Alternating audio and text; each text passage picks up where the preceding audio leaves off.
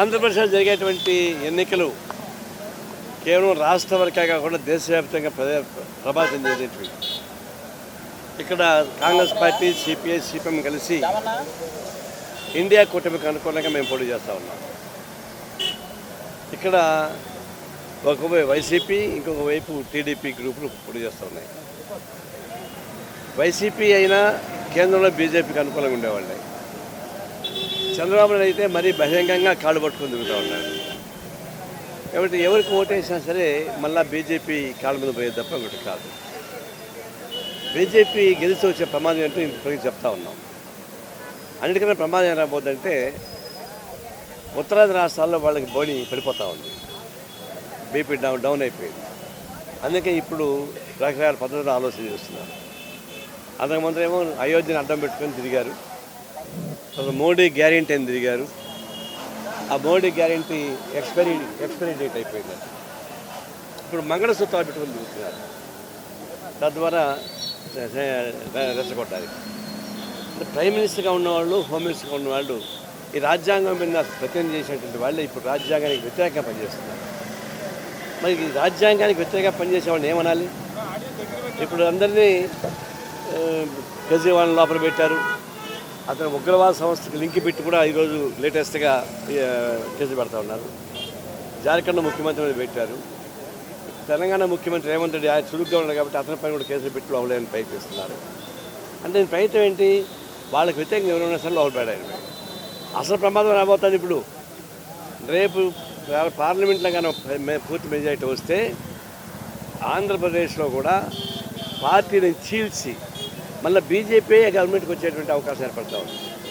గత మహారాష్ట్ర ఏం చేశారు? వాళ్ళు ఓడిపోయిన పార్టీని శివసేన చీల్చి చివరికి వాళ్ళకి అనుకూలమైన పప్పెట్ గవర్నమెంట్ పెట్టుకున్నారు. కర్ణాటకలో అదేవిధంగా ఓడిపోయినా సరే చెలగొట్టి మళ్ళీ వాళ్ళు గవర్నమెంట్ పెట్టుకొని ప్రయత్నించారు. రేపు ఆంధ్రప్రదేశ్, తెలంగాణలో కూడా ఇక్కడ ప్రభుత్వాన్ని కొలగొట్టి, అందులో తెలంగాణ కన్నా ఇక్కడ ఈజీ కొలగొట్టడం.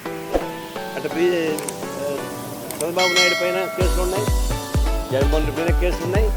వాళ్ళని బెదరగొట్టి వాళ్ళ పార్టీని చెలగొట్టి అటు చీల్చి చివరికి మళ్ళీ బీజేపీ పప్పెట్ గవర్నమెంట్ ఆంధ్రప్రదేశ్ రావడానికి ఉపయోగపడేటువంటి ఒక ప్రమాదం జరుగుతూ ఉంది. అది గుర్తుంచుకోవాల్సింది. పొరపాటున కూడా మీరు బీజేపీ అనుకూల భావన ఉన్నా కూడా రేపు రాబోయే రోజుల్లో ఇక్కడ కూడా ఒక మత సమస్య సృష్టిస్తారు. అందుకని మేము ఇచ్చేది ఎట్టి పరిస్థితుల్లో మన రాజ్యాంగాన్ని కాపాడుకోవాలన్నా, సెక్యులరిజాన్ని కాపాడుకోవాలన్నా, ప్రజాస్వామ్యాన్ని కాపాడుకోవాలన్నా ఒక దెబ్బకు 2 పెట్ల పడిపోవాలి. ఒక ఓటుకు ఠామని కావాలి. ఇండియా కూటమికి ఓటు వేయడం ద్వారా బీజేపీ కూటమి, టీడీపీ కూటమి, వైసీపీ కూటమి మొత్తం కూడా ఎగిరిపోతారు. ఆ బదులు ఓటు వేయమని చెప్పేసి మేము కోరుతా ఉన్నాం.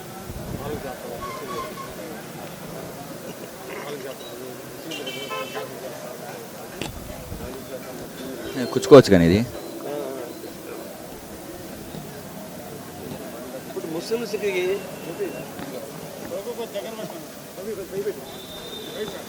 ముస్లింలు రిజర్వేషన్ రద్దు చేస్తామని చెప్పేసి అని సాక్షాత్తు ప్రధానమంత్రి, హోమ్ మినిస్టర్ చెప్తున్నారు. ముస్లిమ్స్ రిజర్వేషన్ అంటే గత రాజశేఖర్ రెడ్డి ఉన్నప్పుడు ఒక 5% రిజర్వేషన్ పెట్టాడు. మళ్ళీ దానికి ఒక కమిషన్ వేశారు, లీగల్ న్యాయశాస్త్రం కుదరదని చెప్పారు. వాళ్ళు ఒక కమిషన్ వేసి సోషో ఎకనామిక్ కండిషన్ మీద సర్వే చేశారు. ముస్లిమ్స్లో ఉన్నటువంటి ఆర్థిక, సామాజిక పరిస్థితులను పరిశీలించి 4% రిజర్వేషన్ ఆమోదించారు. కాబట్టి అది ముస్లిమ్స్ కోసం ఇచ్చిన రిజర్వేషన్ కాదు. అది ముస్లిమ్స్లో ఉన్నటువంటి ఆర్థిక స్తోమత, సాంఘిక స్తోమత దృష్టిలో పెట్టుకునేటువంటి రిజర్వేషన్. అది నో అని చెప్పడానికి వీలు లేదు. అయితే ప్రైమ్ మినిస్టర్ ఉన్నవాడు ఎవరికి రాజ్యాంగంలో ఎట్లున్నది? Secular democratic fabric and representatives. అలాంటి వాళ్ళు ప్రైమ్ మినిస్టర్ అట్లా మాట్లాడి మొదలు పెడితే ఇంక దేశం ఒకటిగా ఉంటుందా? అంటే ముస్లిమ్స్ని రెచ్చగొట్టడం ద్వారా, లేదా ముస్లిమ్స్ వ్యతిరేకాన్ని చెప్పడం ద్వారా ఓట్లు సంపాదించుకుని కక్కుర్తి పోయేట్టు కాదు. ఓట్లు సంపాదించుకోవడానికి పోయే పద్ధతులని మంగళసూత్రాలను అడ్డం పెట్టుకొని ముస్లిమ్స్ ఆంధ్ర తెలుగు హిందూ ప్రధానికి దాడి చేస్తారని చెప్పేసి చెప్తా ఉన్నారు. ఇది ఒక విధంగా కాన్స్టిట్యూషన్కి, రాజ్యాంగానికి వ్యతిరేకంగా మాట్లాడతారంటే ప్రైమ్ మినిస్టర్, హోమ్ మినిస్టర్ కాదు. దేశద్రోహం కేసు పెట్టాలి, వాళ్ళపైన కేసు పెట్టాలి. ఈ పద్ధతుల్లో వాళ్ళు నడిపించేటువంటి చూసినప్పుడు మేము తీవ్రంగా ఖండిస్తూ ఉన్నాం. ఇలాంటి పోకడలు కరెక్ట్ కాదు. ప్రజాస్వామ్యాన్ని సెక్యులరిజాన్ని నాశనం చేస్తారు. అసలు దేశాన్ని మొత్తం విడగొడతారు వీళ్ళు. అందుకని ఈ ముస్లిం రిజర్వేషన్ పేరుతోటి ఇప్పుడు ఏమంటున్నారు, వ్యతిరేక దృష్టికి మేము ముస్లిమ్స్ మతపరమైన రిజర్వేషన్స్ మేము వద్దంటున్నాం తప్ప మిగతా అందరూ చెప్పేసి నడ్డా కొత్తగా మాట్లాడుతున్నాడు. అంటే స్టేజ్ మార్చారు. అయోధ్య పేరు ఉపయోగించుకున్నారు, బోనీగాలే. మోడీ గ్యారెంటీ అన్నారు, అది ఎక్స్పైర్ అయిపోయింది. ఇప్పుడు తాళిబొట్టు అన్నారు, అది కూడా ఎక్స్పైర్ అయిపోతుంది. ముస్లిం రిజర్వేషన్స్ అన్నారు, ఇప్పుడు దానికి కూడా ఎక్కువవుతున్నారు. దీన్ని బట్టి అనేక పద్ధతుల్లో ఆపద మొక్కలు గెలవాలని వస్తున్నారు. దానికి కారణం ఉత్తరాది రాష్ట్రాలు మొత్తం ఓడిపోతున్నారు కాబట్టి దక్షిణాది రాష్ట్రాలు కొడుతున్నారు. ఎడది అది అయిపోయేది, ఓడిపోయేది. ఎట్టి పరిస్థితుల్లోనూ బీజేపీ కూటమి వచ్చే అవకాశం లేదు. అందుకనే కేసులు పెడుతున్నారు వరుస పెట్టి అందరిపైన. ఇది ఒక రకంగా బ్లాక్మెయిల్ చేసేటువంటి బీజేపీ. కేవలం బ్లాక్మెయిల్ చేయడం ద్వారా, రాజకీయాలు చెప్పడం కాదు, బ్లాక్మెయిల్ చేయడం ద్వారా అధికారాలు ప్రయత్నిస్తారు. కాబట్టి నేను తీవ్రంగా ఖండిస్తాను. ఎన్నికల్లో పోటీ చేసేటటువంటి అభ్యర్థులు ప్రజల వద్దకు వెళ్ళి ఓట్లు అభ్యర్థించడం అనేది చూసాం.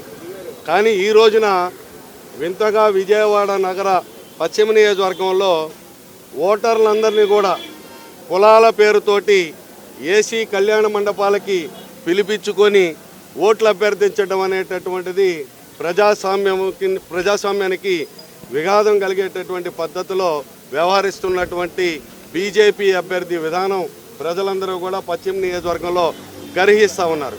కులాల వారీగా విభజించి, మతాల వారీగా విభజించి రాజకీయ లబ్ధి పొంది నోట్లు పంచి కోట్లతోటి నోట్లు పంచి ఓట్లు పొందాలనేటటువంటి బీజేపీ వ్యాపార వైఖరిని ప్రజలందరూ కూడా గ్రహించాలని చెప్పి ఈ సందర్భంగా విజ్ఞప్తి చేస్తూ ఉన్నాం. విజయవాడ నగరానికి బ్యాంకు వలస పక్షులు వచ్చినాయి, బ్యాంకు దొంగలు వచ్చారు. బ్యాంకులకి 5,700 కోట్ల రూపాయలు ఎగనామా పెట్టినటువంటి వారు ఈ రోజున ఎన్నికల్లో పోటీ చేసి ప్రజాస్వామ్యంలో మేము ఉన్నామనేటటువంటి పద్ధతిలో ఓటు వేయమని చెప్పి అడిగటం అనేటటువంటిది ఇంతకంటే దుర్మార్గం ఉండదు.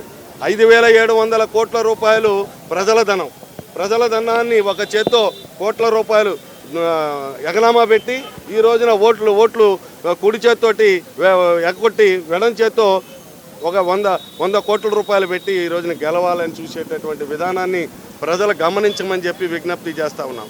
నాకు ఓటు వేస్తే ఖచ్చితంగా మీ గల్లీలో ఉండేటటువంటి సమస్యలని అధ్యయనం చేసి పరిష్కారం చేసేటటువంటి దశగా రాబోయే కాలంలో పనిచేస్తా. అంతేగాని ఢిల్లీలో ఉండేటటువంటి నాయకులకు ఓట్లు వేస్తే ఎక్కడ వేసిన గొంగలు ఎక్కడన్నట్టుగా విజయవాడ పశ్చిమ నియోజకవర్గంలో ప్రజల యొక్క స్థితి దిగజారిపోతుందని చెప్పి ఈ సందర్భంగా విజ్ఞప్తి చేస్తా ఉన్నాం. అందుకనే సంపన్నుడు అంతా ఒక పక్కన పోటీ చేస్తున్నాడు, సామాన్యుడనైనటువంటి నేను ఇక్కడ పోటీ చేస్తున్నా. గత 40 సంవత్సరాలుగా స్థానికంగా విజయవాడ నగరంలో అనేక ఉద్యమాల్లో పాల్గొని నేడు నాయకత్వం వహిస్తూ ప్రజల పక్షాన పోరాడేటటువంటి నాయకులకి మీరు చేయవలసింది మీ యొక్క సహకారం. ఒక ఓటు జి కోటేశ్వరరావు అనే నాకు కంకి కొడల గుర్తుపైన 5వ నెంబర్ సీరియల్ ఎమ్మెల్యేగా 5వ నెంబర్ సీరియల్ పైన మీ యొక్క ఓటు వేసి గెలిపించవలసిందిగా మీ అందరిని కూడా విజ్ఞప్తి చేస్తూ ఉన్నాం. కాంగ్రెస్ పార్టీ పార్లమెంట్ అభ్యర్థి భార్గవ్ గారికి హస్తం గుర్తు మీద కూడా ఓటు వేసి ఇండియా కూటమి అభ్యర్థులు గెలిపించడం ద్వారా భారత ప్రజాస్వామ్యాన్ని నిలబెట్టవలసిందిగా ప్రజానికానికి అందరూ కూడా విజ్ఞప్తి చేస్తూ కంకి కొడవలి నా ఎన్నికల గుర్తు మీద ఓటు వేయమని చెప్పి అభ్యర్థిస్తా ఉన్నాం. వస్తున్నారు. ఏదేమైనా వాడు చెప్పింది ఏమీ లేదు. మీకు లిబ్బెత్తు పెట్టడం లేదా ఎండలో బాధ పెట్టడం కాదు, కానీ ధన బలానికి ప్రజాబలానికి జరిగే యుద్ధం, న్యాయానికి అన్యాయానికి మధ్య జరిగే యుద్ధం. ఇవాళ కోటేశ్వరరావు స్థానికంగా 40 ఏళ్ళ నుంచి ఇక్కడ విద్యార్థి నాయకుడిగా, న్యాయవాదిగా ఎవరు తలుపు తడితే అర్ధరాత్రి కూడా సమస్య చేసేవాడు. ఇవాళ సుజనా చౌదరి గారు వచ్చారు. ఆయన పశ్చిమ నియోజకవర్గంలో ఓటు ఉందా అని అడుగుతున్నా. పశ్చిమ నియోజకవర్గానికి సుజనా చౌదరి గారికి సంబంధం ఏంటని నేను అడుగుతున్నా. సంబంధం లేని వాళ్ళు, డివిజన్ హద్దులు తెలవని వాళ్ళు, నియోజకవర్గ హద్దులు తెలవని వాళ్ళు, డబ్బు ఉంది కదా అని వచ్చి ఇక్కడ పోటీ చేస్తే ఓట్లు అమాయకులు ఎవరు లేరు. ఇక్కడ ఒక సర్దార్ మరిపిల్లి గెలిపించిన ఓటర్స్ ఎక్కువ ఉంటారు. అలాగే ఒక రామచంద్రరాజు గారు గెలిపించిన వాళ్ళు ఉన్నారు, ఒక బేగ్ గారిని గెలిపించిన వాళ్ళు ఉన్నారు, ఇక్కడ సుబ్రాజ్ గారిని గెలిపించినటువంటి మహనీయులు ఉన్నారు, ఆసిఫ్ పాషా గారిని గెలిపించిన వాళ్ళు ఉన్నారు, ఇక్కడ ఒక తమిళ పోతరాజు గారిని గెలిపించిన ఓటర్ మహాశయులు ఉన్నారు. అందువల్ల చాలా విజ్ఞప్తి ఓట్లు ఇస్తారు. వీళ్ళందరూ కూడా జూన్ 4 తర్వాత మోటార్లు చదువుకుని దుకాణం చదువుకుని ఎక్కడి నుంచి వచ్చారో అక్కడికి వెళ్ళిపోతారని కూడా ఈ సందర్భంగా మనం చేస్తూ ఇప్పటికే శ్రీనాథ్ చౌదరి గారు చెప్పారు 22 వార్డుల్లో 22 నేను ఆఫీసులు పెడతాను, ఎక్కడే సమస్య వచ్చినా నేను చూస్తాను అంటే పరోక్షంగా నేను ఉండననేగా, పరోక్షంగా ఎమ్మెల్యేగా నేను మీకు అందుబాటులో ఏ గాంధీనగరం ఉంటాను, లేదంటే కాళేశ్వర మార్కెట్ కూడా షాప్ తీసుకుంటానని చెప్పాలి. 22 కార్యాలయాలు పెడతా అంటే 20 మంది కుర్రోళ్ళు పెడతారు అక్కడ కంప్యూటర్లు పెట్టి. ఇదే ప్రజాస్వామ్యంలో ప్రజల కోసం పనిచేయడం మేము అడుగుతున్నాం. ఏది ఏమైనా కూడా ధనబలానికి లొంగకుండా ప్రజాబలానికి న్యాయానికి కట్టుబడి ఓటర్ మహాశక్తిని ఓట్లు వేస్తారని కాంగ్రెస్ పార్టీ తరఫున ఇండియా కూటమి అభ్యర్థులు గెలిపించాలని ప్రార్థిస్తున్నాం.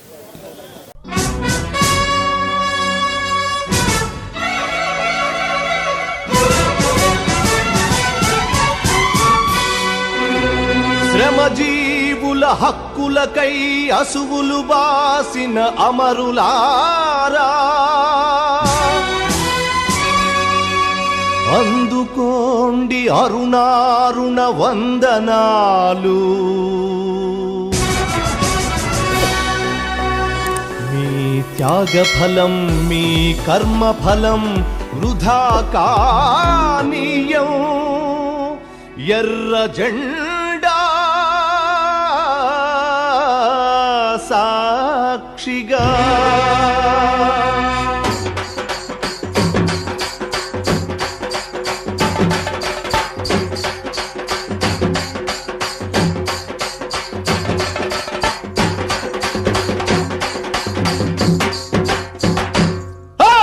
ఎర్ర జెండె నీయలో ఎర్రెర్రనిది జెండె నీయలో. ఎర్ర జెండె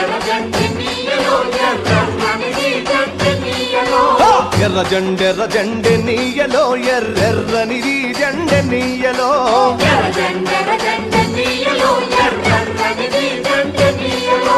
పేదల పాలిటె నీయలో మరి పెన్నిధి జెండె నీయలో.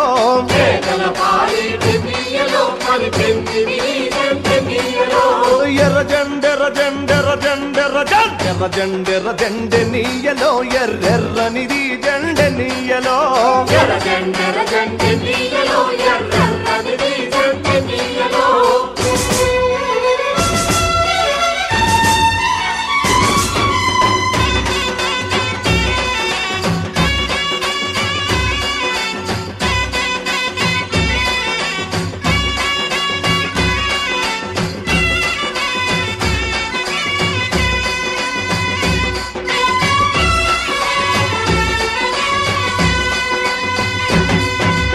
అన్నలు అన్నాలే నీయలో మరి వెన్నెల కోనాలే నీయలో.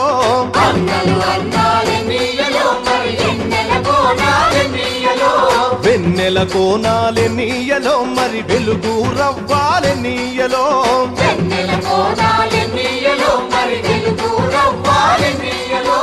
తూర్పు దిక్కుని నీయలో మరి సూర్యుడు పొడిసిండె నీయలో.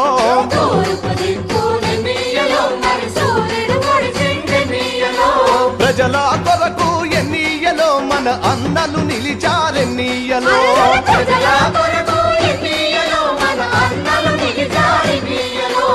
ఎర్ర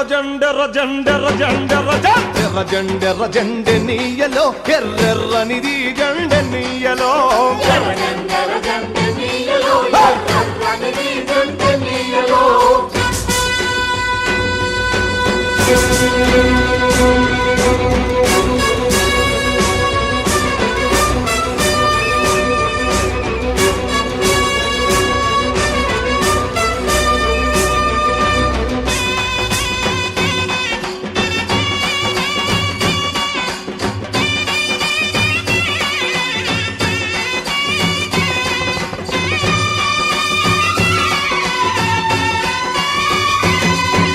పడమటి దిక్కుని నీయలో మరి సూర్యుడు గుంకిండె నీయలో.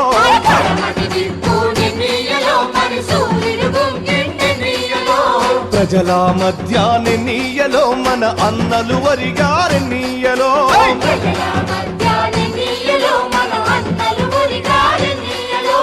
ఒరిగిన అన్నలకె నీయలో మన ఎర్రని దండాలె నీయలో. ఎర్ర జండెర జండెర జండెర జండెర జండెర జండెనీయలో ఎర్రెర్రనిది జండెనీయలో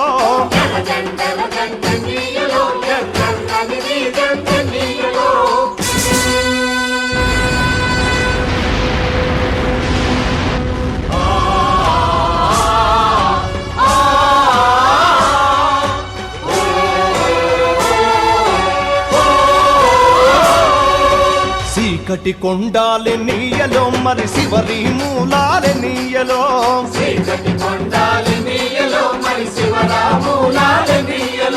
శ్రీకాకుళం నుండి నీయలో మరి 4 దిక్కులె నీయలో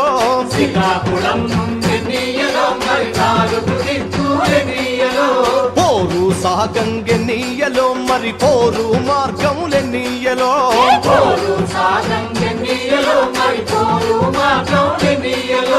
ఒరిగిన అన్నల చెన్నీయలో మన ఎర్రని దండాలె నీయలో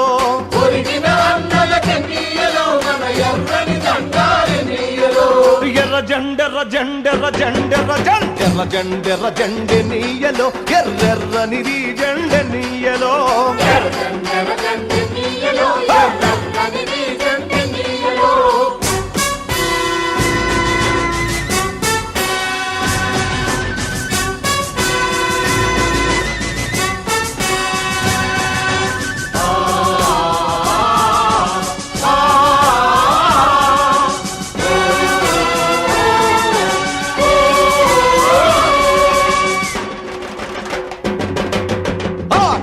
ఆగదువాగాదెన్నీయలో పోరాటమాగాదెన్నీయలో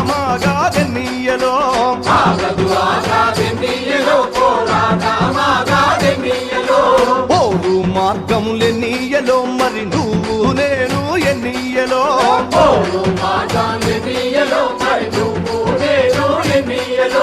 నువ్వు నేను ఎన్నీయలో మరి కలిసే పోదాం ఎన్నీయలో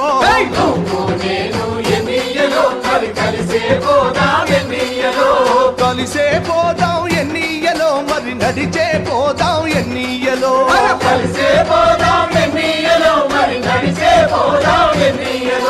ఎర్ర జండెర జండెర జండెర జండెర జండెర జండెనీయలో ఎర్రెర్రనిది జండెనీయలో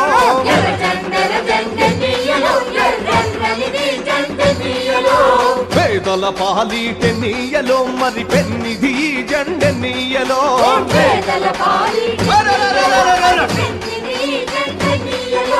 ఎర్ర జండెర జండెనీయలో ఎర్రెర్రనిది జండెనీయలో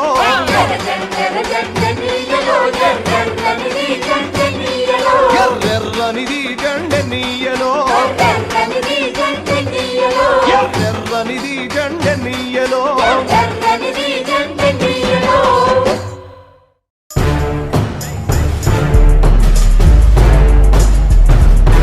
ఒక్కరోజైనా ఒక్కసారైనా ఒక్కరోజైనా ఒక్కసారైనా కమ్యూనిస్టుగా బ్రతుకునేస్తమా ఆ గొప్ప నీకు తెలుస్తుంది మిత్రమా ఒక్కరోజైనా ఒక్కసారైనా ఒక్కరోజైనా ఒక్కసారైనా కమ్యూనిస్టుగా బ్రతుకునేస్తమా ఆ గొప్ప నీకు తెలుస్తుంది మిత్రమా వర్గరహిత స్వర్గమది నేస్తమా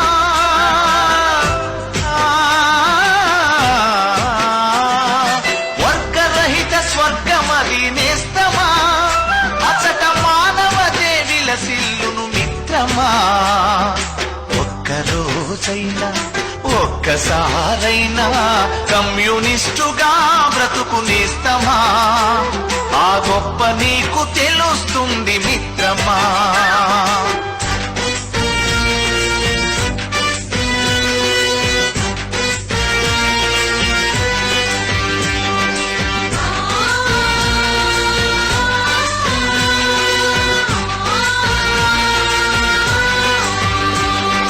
గాయపడ్డ పక్షులకు మందు పూసి మాన్పడం రాలిపడ్డ పూమొక్కల సుమమాలగా కూర్చడం అసహాయుల కన్నీళ్లను జాలితోటి తుడవడం ఆకలి పేగుల ఎదుట అన్నం మెతుకవ్వడం, మనిషిని ప్రేమించడం, మట్టిని ప్రేమించడం, చెమటను ప్రేమించడం, చెట్టును ప్రేమించడం నీ సహజ గుణమై వర్ధిల్లుతుంది. అది గులాబీల వనమై గుబాళిస్తూ ఉంది. ఒక్కరోజైనా, ఒక్కసారైనా, ఒక్కరోజైనా, ఒక్కసారైనా కమ్యూనిస్టుగా బ్రతుకునేస్తమా? ఆ గొప్ప నీకు తెలుస్తుంది మిత్రమా.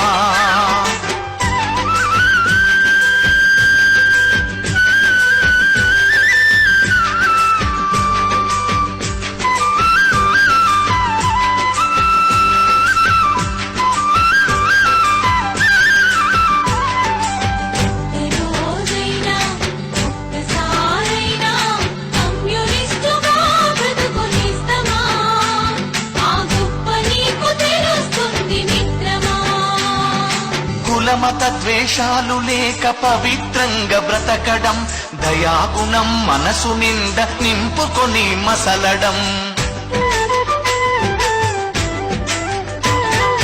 పగవాడికి సైతం నీ కరచాలనమివ్వడం, 10 మంది బాగు కొరకు ఆలోచన చెయ్యడం, స్వేచ్ఛను ప్రేమించడం, మార్పును ప్రేమించడం, శాంతిని ప్రేమించడం, కాంతిని ప్రేమించడం నీ శ్వాసగా మారి శోభిల్లుతుంది.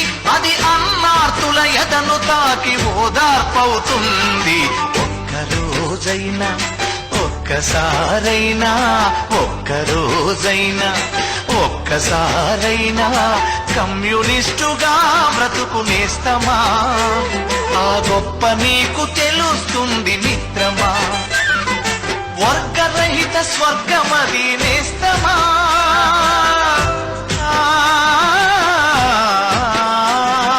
వర్గరహిత స్వర్గమది నేస్తమా. అచట మానవ దేవిల సిల్లును మిత్రమా. ఒక్కరోజైనా, ఒక్కసారైనా కమ్యూనిస్టుగా